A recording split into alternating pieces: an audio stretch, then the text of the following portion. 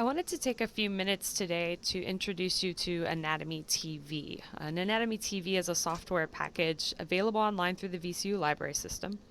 And this software is essentially a digital anatomy atlas that allows you to manipulate structures, to customize the features that are visible in those structures, and to get some text and additional background information about them as well. Students in this class often express difficulty visualizing three-dimensional anatomical objects when they only have the two-dimensional images in their textbooks and lab manuals, and I think the AnatomyTV can really help to bridge that gap. AnatomyTV can be a very powerful tool, and I think it is a resource that often goes underutilized by students in this course, so I'm hoping that this brief tutorial will convince some of you to go exploring. I do want to note that I'm attempting to do this tutorial in one take, so please bear with me if I need to backtrack or make a small correction at any point here. Now, while you can access this resource through a link on Blackboard, I'm going to show you how to get to it from the library's website, because if you are off campus, you're going to need to log in anyway, so this might be the easiest way. So if you're here on the library website, if you just go to the general search bar, just simply type in AnatomyTV.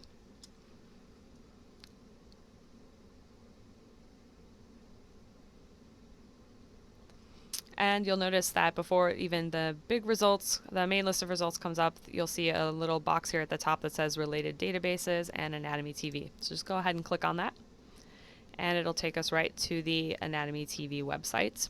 And you can see that over here in the the right-hand corner, it's acknowledging that we are signed in through VCU's library system. If you head over to the left side here, you'll see this little cursor. Go ahead and click on that just to minimize the titles and the headers that are up there. And once you get to this, you'll see on the left side that you have several different options. The one that's highlighted right now that says 3D Atlas is the older interface. It's perfectly fine. It's just not quite as user-friendly as the new one. The new one has a few more features. It's a little more customizable and also has some additional language interfaces. And also, the new one has an app that's available. So I'm going to click on down here to the 3D real-time option. So you can see the different languages that it has, and there are also links to download it either from the Apple App Store or from Google Play. So you could even put this on your for example, your tablet or your phone. I will say I have not tried it on either one of those yet, so I don't know how useful it is, but if you have any feedback, feel free to send it my way. So initially, you're going to want to start by selecting one of these regions that it gives us here, and just because we happen to be there at this point in the class, let's go ahead and select hip and thigh. It will open up in a new window. I'm going to maximize it here for us, and you'll get this unpacking little notice for a second. Just going to have to be patient for a second while it finishes loading. When it first loads up, it's going to give you this screen here that is telling you what all of the different components of the screen are. So it's kind of like a key to the system. This is very, very useful. So I have already screen captured it and saved it as a JPEG and posted it to Blackboard itself. So what you might want to do until you get to know and become friendly with the program is open up that file and have it available so you can quickly reference it. I'll repeat a lot of this during this tutorial, but don't feel like you have to remember all of it, because you'll always be given this screen at the start, assuming you leave this little box here checked. Once everything's loading, it'll give you this arrow up at the top and says start. Go ahead and click on it.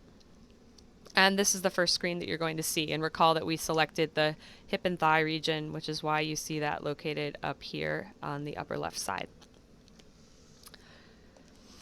All right, so first of all, just to kind of go through some of the basics of this, go ahead on the left-hand side over here where you see this T, and then you the one that's selected right now kind of looks like a little picture frame. That stands for gallery. Go ahead and click on that just to get it out of the way. And this is going to allow us to just see what's focus on this image right here and look at what some of the main kind of manipulations that you can do for this. First thing I want to show you is how to get this to move around. You can do this either using a keyboard or a mouse. Obviously, you can't see my keyboard or my mouse right now, so I'm just going to talk you through what's being done. Starting with the mouse. So if you have a mouse that has both a left and a right clicker, if you hold down, or right and left button, if you hold down the left button and then move it to the left or the right, it's going to go ahead and rotate around that axis. You can also go up or down or in any combination of directions. Fortunately, if you get your figure stuck in some strange direction, you'll notice up here in the upper left-hand corner, there's a little three-dimensional block that tells you what planes you're looking in. So if I want to get back to that anterior view, I can just click on that A and it'll automatically rotate back. That can be a lifesaver at times. If I hold down the right mouse button, then it just moves it around without rotating it. So that can be very convenient. Also, if you have a wheel on your mouse, pushing the wheel forward will allow you to zoom in, back will zoom out. There are also shortcuts for these movements if you only have one mouse button, and that can be found on that startup page. So if you're working with that, maybe you want to at least have that open on your screen so you can reference it. But you can also use your keyboard. So in the keyboard, the right arrow, which I'm pressing right now, rotates it. The left arrow also rotates it. And the up and the down arrows rotate it as well. If you hold down the space bar and then press any of those arrows, then it will just, the shift button, not the space bar, it will just move it left and right in order to do that. So I'm going to go ahead and zoom back in here so we can just get a look at this pelvic region and look at some of these options that are now available here over on the right side. The right side is showing you all of the different layers that you can have displayed on the screen. And they're alphabetical, so that's why arteries are way up here at the top and veins are down at the bottom. So it's all alphabetical. Obviously, we're looking at some bones right now, but there are some other things that are there besides bones. If you take your cursor and you just happen to hover over anything, then it's going to give you the name of what that is. Obviously, we use the term os coxa. It is using the term hip bone. Innominate bone is synonymous with that as well. I probably should give a little clarification here that regardless of terminology that you may see in this software program, your lab manual will always be your key guide. So if you see anything that's ambiguous or that doesn't agree, go with your lab manual. That's the information that we expect that you will know in this class. Now, if you were to click on something here, it's going to go ahead and highlight it in orange. And if you want to know something else about that, now you can go back over to that left-hand side here and click on that T, for example, and it will give you some textual information. So it's giving you some definitions, talking about some important landmarks, and so on. And I can go ahead and scroll through that if I want. Hit the back arrow to get back to that. If you see anything in blue, that's a hyperlink, so you can click on that and it'll take you to some other information. Okay, I'm going to go ahead and get rid of that for a second. Now, obviously, you can see that there are other components in here besides just bones. Because I've clicked on that on the right-hand side here, it has highlighted that that's a bone. And with everything here on the right-hand side, I can click on either the arrow or the name. If I click on the name, it will either turn on all of that item that is visible from that perspective or turn it all off. So for example, even though there are no muscles here right now, if I click on this button that says muscles, it's going to put every muscle there. If I click on it again, it'll take all of them off. If you click on the arrows, then it will give you the option of what you want to see. So again, I'm going to do this just for the muscles in this case.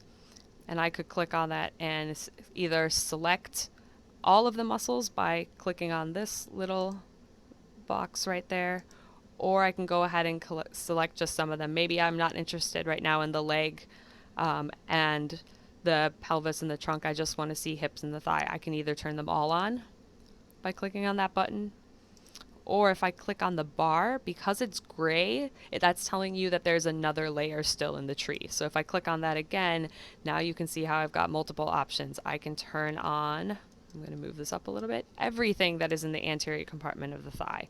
Maybe I don't want everything though. If I'm going to click on that again, now I've gotten to the base level of the tree, or the farthest tip of the tree, depending on how you look at it. So none of these are grayed out, which means I can't go any further. So I can instead just click on and say, okay, I want to see the sartorius. And now that's the only thing that I see. So that's how we can add all these different layers. I'm going to turn all the muscles off now for a second. And we're going to come back just to that anterior pelvic region. So let's look at some of these bones that we have here. Obviously, there are some other components there as well. We can see some connective tissue. Some of this should look a little familiar to you. We've got a sacrospinous ligament there and an inguinal ligament. So if I want to get rid of those, let me go ahead and just click those ligaments and knock them all out. So at this point, I'm just looking at the bones. There are still some pieces of connective tissue here. I'm going to click on this little arrow so I can see what it's showing, and it's telling me that I have some adipose tissues, some cartilage, and some membranes that are visible here as well. All I want to worry about is bones right now, so I'm going to go ahead and click on the connective tissue. It put everything on there. I'm going to click on the word connective tissue again. Now it's all gone. So now all I should have is bones. If I were to click on any other of these categories, I shouldn't have everything. Maybe I don't want all of these bones. We weren't dealing with some of these lumbar vertebrae in class before. Maybe we just want to focus on the sacrum, the os coxa, and the femur. So let's go tell it what bones we want. Again, I'm going to click this little arrow, and you can see how all of these categories are there. I'm going to click on the bar that says vertebrae to expand that one, and then get rid of those last three options. So now I just have the coccyx and the sacrum, and the coccyx, the sacrum, the femur, and the os coxa here. So we're going to go ahead and close that out. All right, what can I do with these bones? Obviously, some of the things that you were interested in class were some of the bony markings of these objects. And there's two different ways in which we can see bony markings here. Again, go over to the right-hand side, and you'll see some of our options are attachments and bone regions. Or excuse me, attachments and bone regions. If you go to bone regions, most of those are the types of bony markings that we were talking about in class. And I'm going to click on this little arrow because I just want to put them here on the os coxa. I don't want to have to worry about everything. So I'm going to click on that one, and now you can see all of those little purple dots up here. If I was to hover over any one of those, then it would tell me what it is. So I'm going to twist this and rotate it just a little bit. So for example, over here, if I was to hover over that, that's telling me that's the anterior inferior iliac spine. If I were to come up over here, here's where the iliac fossa is, and so forth. Personally, I find this a little difficult to use because all it has are the little dots, the little pins. I will note that in the older version of the AnatomyTV, that first option that we passed by in order to get to the real time, that will show you these different bony markings as colored spaces instead of as little pins. So if you're looking for some of those, that one might be a slightly better resource, but these are still visible here. The other thing that you can see besides those bone regions, I'm going to just turn that one off, are the attachment points. And again, I'm going to go ahead and we'll just go ahead and turn all of them on. That's fine.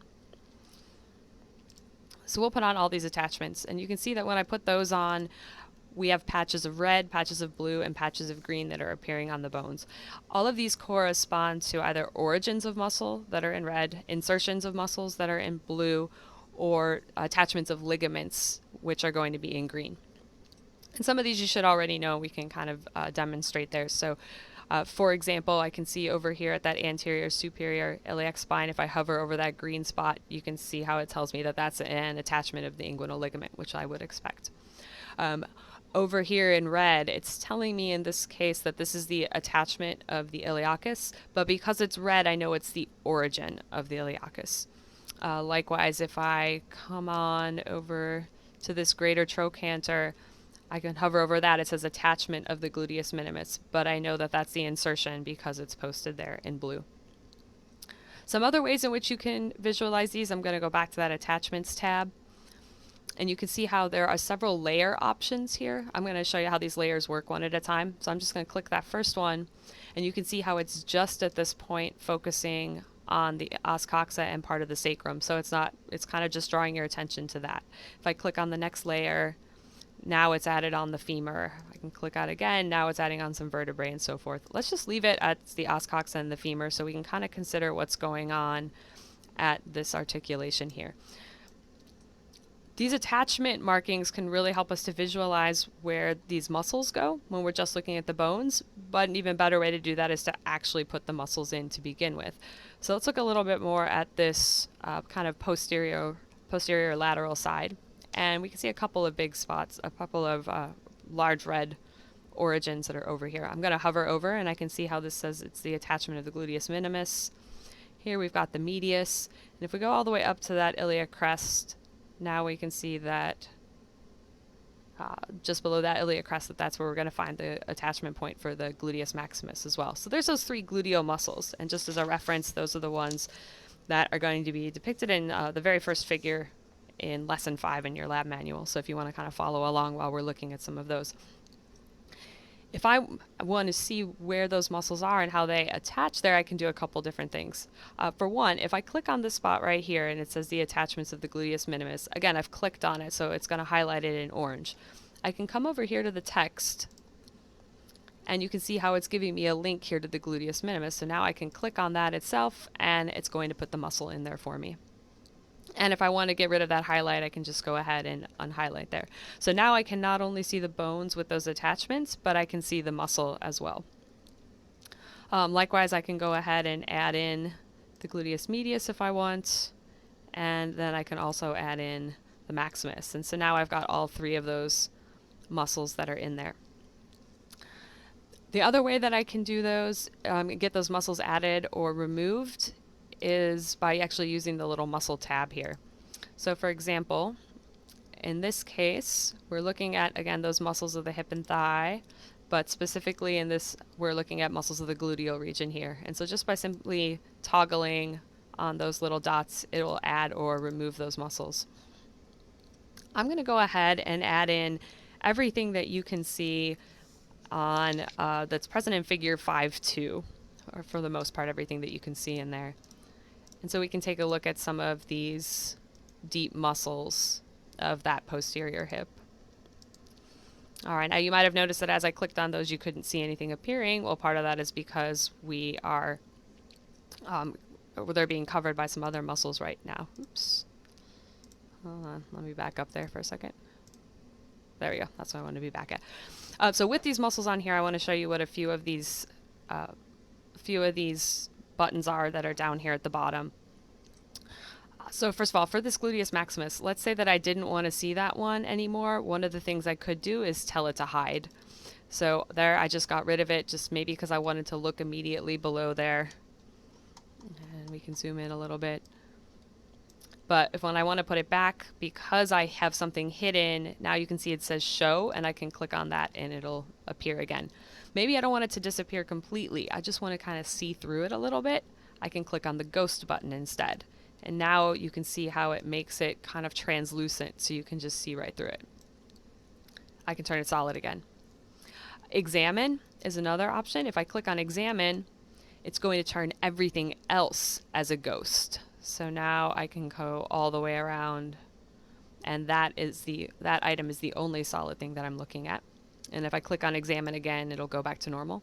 And then last but not least is inspect. Inspect will completely isolate that. Obviously with a muscle here, that doesn't really do you a whole lot of good, doesn't give you a whole lot of information, but especially with some bones, that might be useful at times. So I'm going to get rid of that. And I'm actually just going to decide to eliminate this altogether so we can see what's going on down below it. So I'm going to get rid of that maximus to give us a little bit better view, again, of what's going on in that figure 5.2. So I'm going to close that off and zoom in a little bit here. So I can click on any one of these muscles as before and just get some information about it. So I have that piriformis here, and I can look at this. It's going to tell you where the origin is, where the insertion is, what the innervation is. In this case, you don't need to know it for this one, but and then some additional information as well, which can make that very handy. I found this tool especially useful for these muscles because if you're comparing this to your lab manual right now, you can see how a lot of these muscles look very different than they even do in the picture. And you can get a much better appreciation for what their actual structure is. So some of the other features that you can use on here are related to the galleries. So I'm going to go, I already showed you what this T button does to look at the text, but now let's come on down to the next one and we're going to see the gallery. A couple different types of gallery options. You'll see 3 tabs for scenes, groups, and cameras. For the scenes, for example, let's take a look at this one over here and just go to the hip. If I click on that, it's going to take me to a scene that's already been produced by the software developers, and you can see it has a lot of information, a lot of features that are in there. Now, let's look, for example, at these nerves and blood vessels. There's a lot of nerves here, including some smaller ones that are ones that we're not really interested in you learning in this specific course. If we wanted to get rid of them, that whole tree branching divisions that were with these features on the right, they work really nice for the nerves and the blood vessels as well, because you can eliminate even specific branches. So, for example, if we want to click on the nerves here, and we are in this region specifically looking at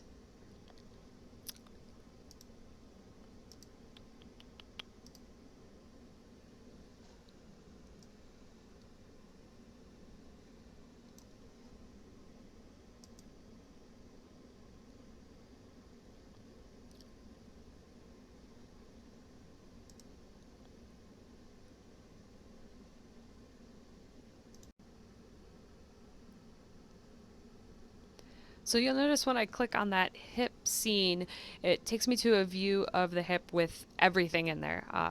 We can see our muscles, we can see some of the connective tissue, we can see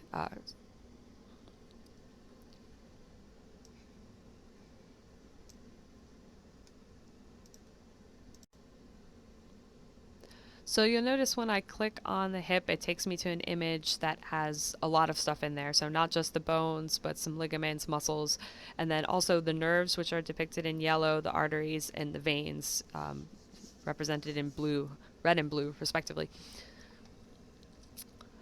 If this has more than I want to see, if I click on the entire bar instead of just on the picture for hip, you can see it brings up multiple layers. So I can basically build that scene up. So if I click all the way on the left, I can see we're just starting out. Let me zoom out a little bit here. Just starting out with the bones and some of the connective tissue. Now I can click on the next one in order to add on the muscles. If I click on the next one, now we're starting to add in a bunch of arteries and veins. Not really interested in the lymphatic system here, so let's go ahead and get that out of the way and just get back to our arteries and veins. We have the option of even customizing this because most of these images are going to have far more arteries, veins, and nerves branches than you actually need to know. So for example, if we just wanted to see the nerves here, let's pretend we didn't want to see the blood vessels at all. So I'm just going to go ahead and get rid of those altogether. Far more nerves than we want to look at, but if we were to click on this arrow, it's going to show us what nerves are here to begin with. So we've got some from the autonomic system, and it looks like a couple different selections of the lumbar plexus there. So we're going to turn off that autonomic nervous system.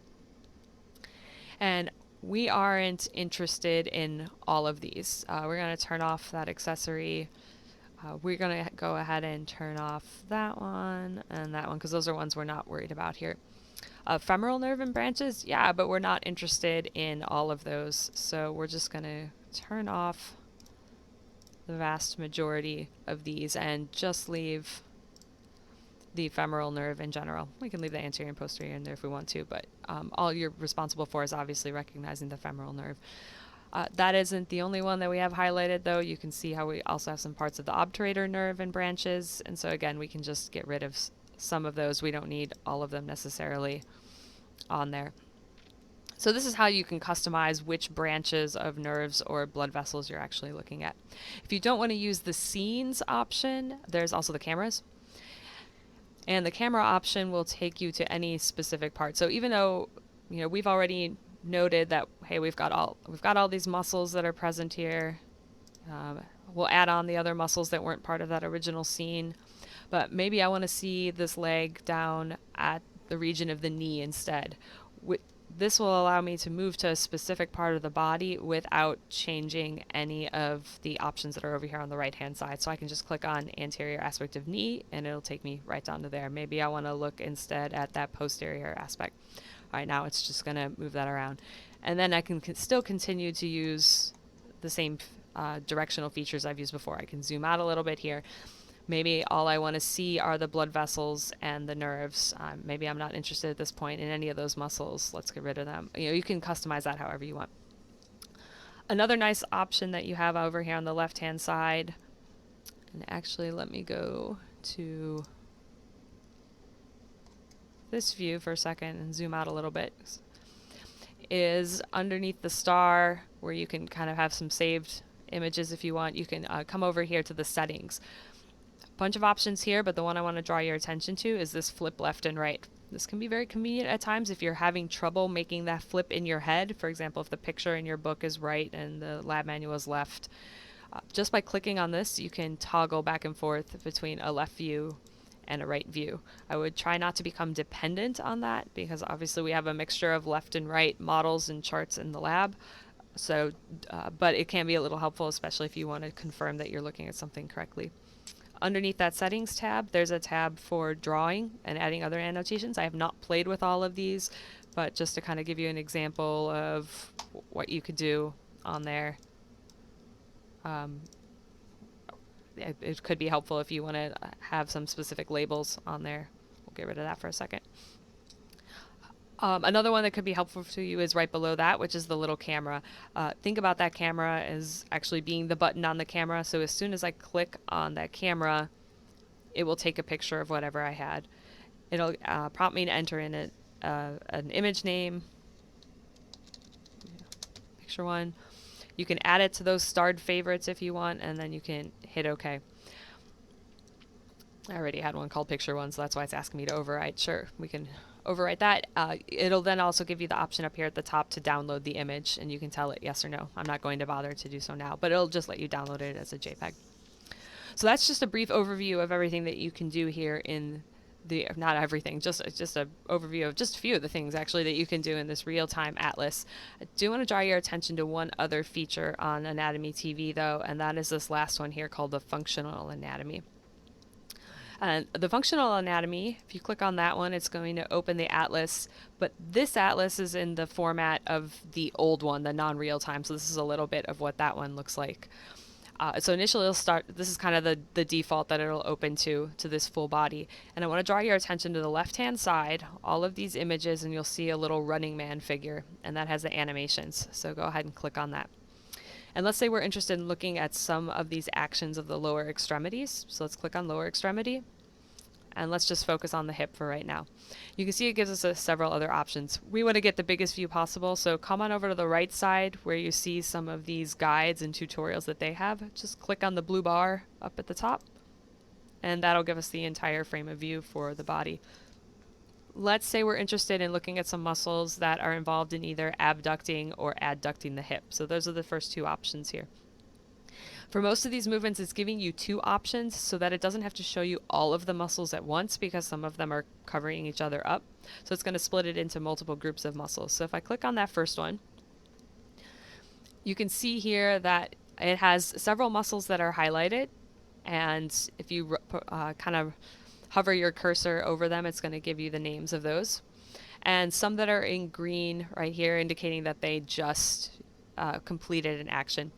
Down at the bottom here, I can go ahead and hit this play button, and now the action is going to take place. And you saw how that was a case of abduction, and so that's why some of those muscles that were involved in the process of abduction are the ones that turned green.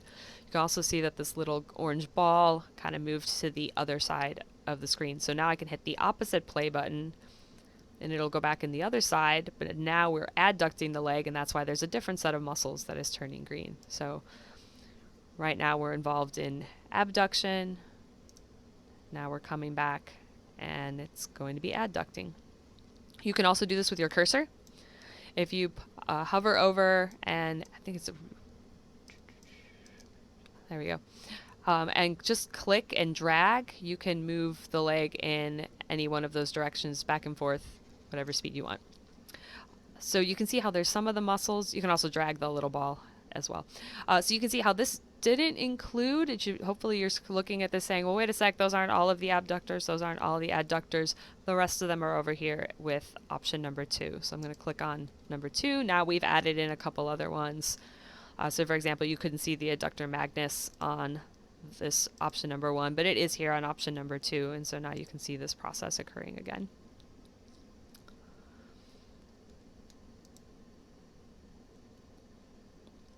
You do have some layering options here. This original interface for Anatomy TV, not the real-time one that I showed you earlier, uses the layers as numbers, so I can continue.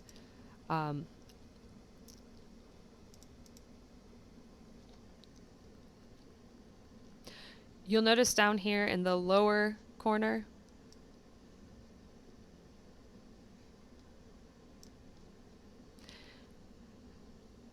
You'll notice down here in the lower corner that there's a little number 1. By clicking on those arrows, it allows you to see the action at a slightly different angles, or from slightly different perspectives rather. So we can go ahead and rotate it to the right a little bit, and then, for example, see what that action looks like from just a little bit different of an angle. Let's say we want to look at this more from the posterior perspective. Same thing, we can look at it from that side instead. And again, anytime you see a muscle that is glowing green, that implies that that muscle is acting at that point. So there you go. I don't really have much more to add at that point. At this point, like I said, there's so much information that's available and so many things that this tool can do. I am only myself familiar with a small handful of it, but I'm going to encourage you to spend some time opening it up and just kind of playing around and seeing if you can find some ways that it will help you. But again, I want to stress that if you see any changes or differences in labels or terminology, please go with what is in your lab manual or what is being presented in lecture.